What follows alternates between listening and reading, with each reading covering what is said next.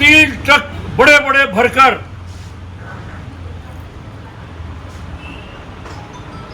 तुगलकाबाद किले में जाकर मिट्टी का तेल छिड़ककर आग लगा दी गई। इसी कोठियों के आसपास बॉडीज बॉडीज बॉडीज जहां बैठे हैं, चारों तरफ 500 बॉडीज थी।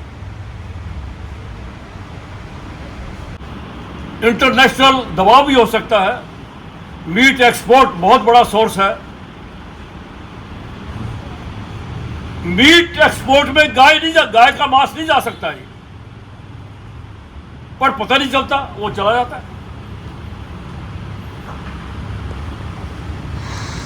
पीछे 12-14 वर्षों में 600 नौजवान कार्यकर्ता हमारे गोभक्त मारे गए, गाय बचाते बचाते। एनकाउंटर हुआ आपस में, ट्रक पकड़ा। संतों की फौज थी, उसके पीछे लाल किले तक लंबी कतारें थी। जब गोली चली, 10 लाख लोगों की भगदड़ आप अनुमान लगा सकते हैं। माताएं कहां, बहनें कहां, बच्चे कहां, पर्स कहां। पंजाब हरियाणा तक लोग पैदल गए यहां से। 18,000 लोगों को तिहाड़ जेल में बंद कर दिया गया। बहुत भयानक दृश्य। 100 वर्ष उससे पहले, आने वाले 100 वर्ष बाद ऐसा आंदोलन ना हुआ ना होगा कभी। गाय के ऊपर था कि गाय हत्या पर पाबंदी लगाओ। करपात्री जी महाराज, किन्होंने नाम सुना उनका? हाथ खड़ा कर रहे? हाँ, बहुतों ने सुना। वो इसका नेतृत्व कर रहे थे।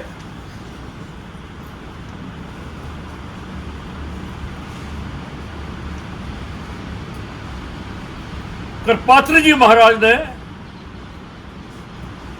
हाथ में जल लेकर श्राप दिया, जिस तरह तुमने गो भक्तों पे गोली चलाई है, वो गोपाष्टमी वाला दिन था। वो 7 नवंबर 1966, गोपाष्टमी वाले दिन तुम पे गोली चलेगी। बहुत बड़ी बात थी।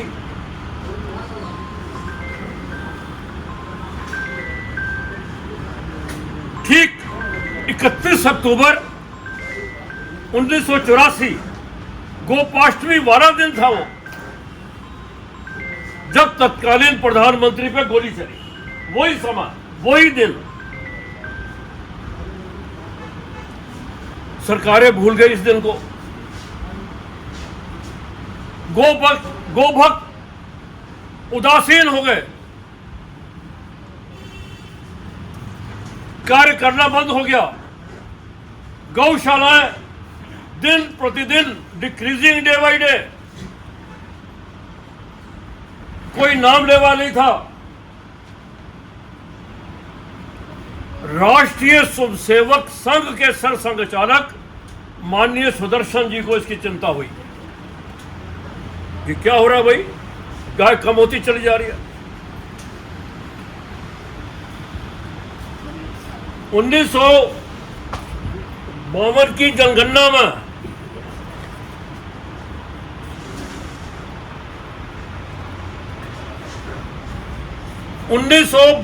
जनगणना में ये आंकड़े हैं, ये 115 करोड़ गोवंश हमारे पास था।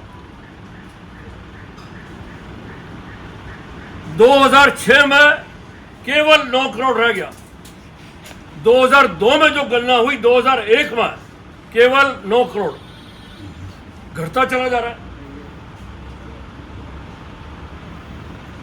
तब माननीय सुदर्शन जी ने राष्ट्रीय गोधन महासंघ की स्थापना कराई है।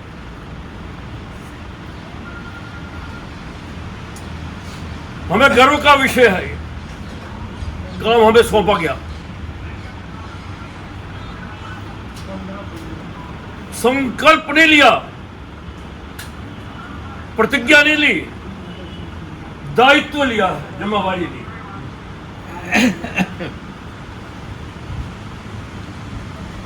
18 वर्षों में आज 21 करोड़ गौवंश हमारे पास है। 20-21 हजार गौशाला हमारे पास है। पूरे देश में काउ प्रोडक्ट अभी होली और लोहड़ी पे 20,000 टन गाय के गोबर की लकड़ी बिकी है।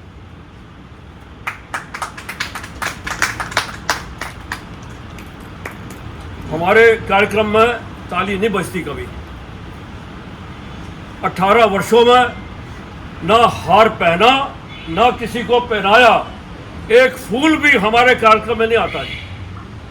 कभी ताली नहीं बजाते हम। कोई पॉलिटिकल मीटिंग नहीं, एक राष्ट्र धर्म को निभाने के लिए जहां संतों का बलिदान हुआ है। 550 संत जो मारे गए, आज तो बड़ा मॉडर्न सिस्टम है उनको बॉडीज को उठाने का। उस समय कोई सिस्टम नहीं था। 3 ट्रक बड़े बड़े भरकर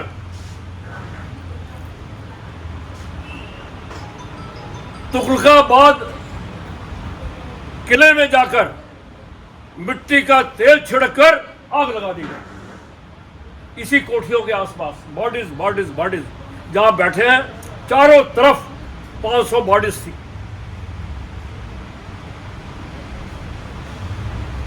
बलिदान हुआ उनका, संतों का।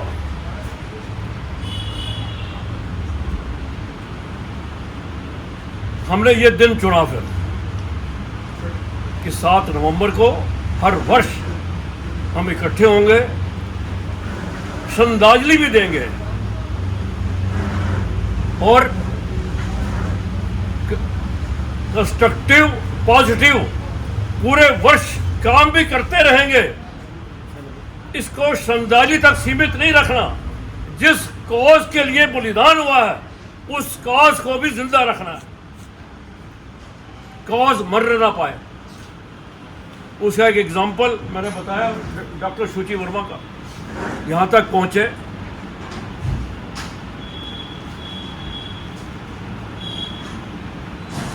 गाय के गोबर की लकड़ी, गाय का गोबर 9 लाख टन जो नालियों में, नदियों में जाता था, उसका सदुपयोग होना शुरू हुआ। पावन है, पवित्र है।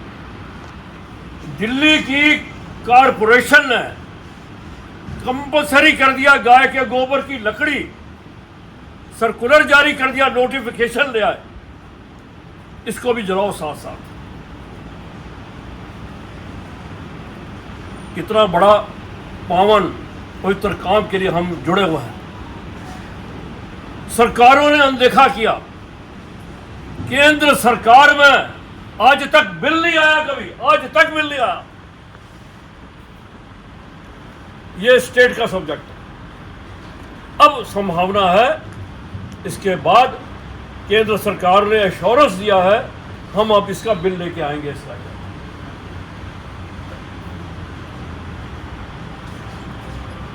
अंदर से पूरा समर्थन है। कुछ मजबूरियां हो सकती है, समझते हैं हम लोग भी। इंटरनेशनल दबाव भी हो सकता है। मीट एक्सपोर्ट बहुत बड़ा सोर्स है। मीट एक्सपोर्ट में गाय का मांस नहीं जा सकता है, पर पता नहीं चलता, वो चला जाता है।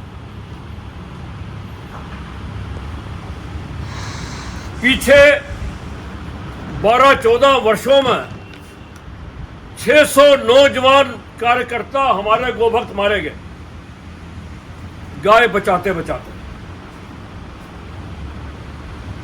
एनकाउंटर हुआ आपस में, ट्रक पकड़ा, स्टैबिंग हुई, हमारे बच्चे मारे गए। प्रयास हम कर रहे हैं, उनके बच्चों को भी, माता पिता को या बहन भाई को एकोमोडेट करें, उनको पेंशन दें। ये भी हम मूवमेंट एक प्रोजेक्ट लिया हुआ है।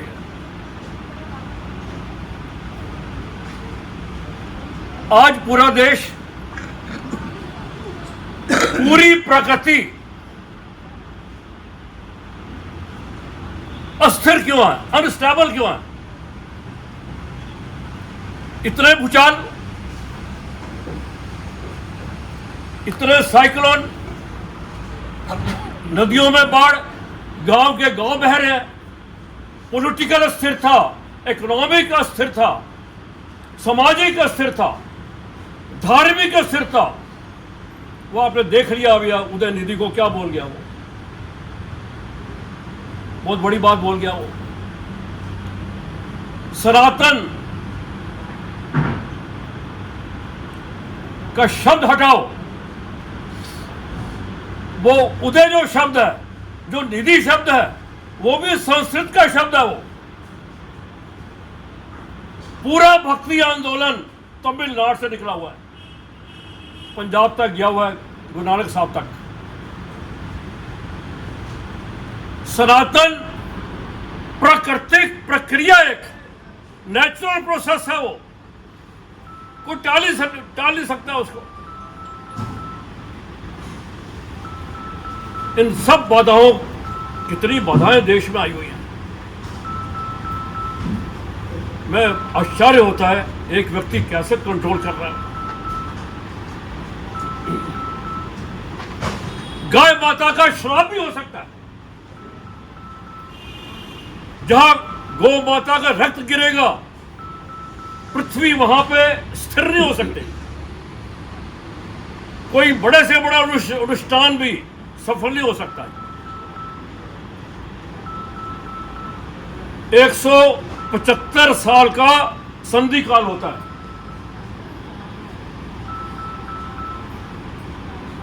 1836 में रामकृष्ण परमहंस का जन्म हुआ। ठीक 175 2010-11 में गाय को बचाने का काम शुरू हुआ। उसी अनुपात में जैसे जैसे गाय बच रही है, उसकी उपयोगिता हो रही है, उसी अनुपात में देश कुछ ठीक भी हो रहा है। वही अनुपात है। आने वाले 2 वर्षों में ऐसा बिल आ रहा है, सरकार इतनी स्ट्रांग हो रही है इसके लिए। 2 वर्ष बाद एक गाय भी कहीं पर कट गई, एसएचओ सस्पेंड होगा। यहां तक जा रहे हैं। देश अब अच्छे स्थिति में बढ़ने को तैयार है। सिम्पटम्स नजर आ रहे हैं हमें। गाय बच रही है, मैंने बताया 8 करोड़ से 19 करोड़। देश के हालात भी सुधर हो रहे हैं, कुछ कुछ समय लगता है। महाभारत को भी होना पड़ा, भगवान राम को भी 14 साल वनवास जाना पड़ा। जब अच्छा समय आता है, उससे पहले बेहद संकट की घड़ियां आती हैं, वो हमारे धैर्य की परीक्षा लेती हैं।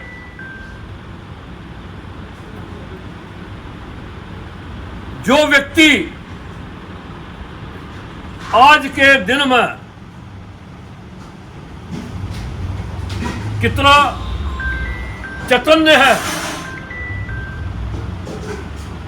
कितनी उसकी सोच राष्ट्र के प्रति है, राष्ट्र धर्म के प्रति है, ये बहुत बड़े मायने रखती है।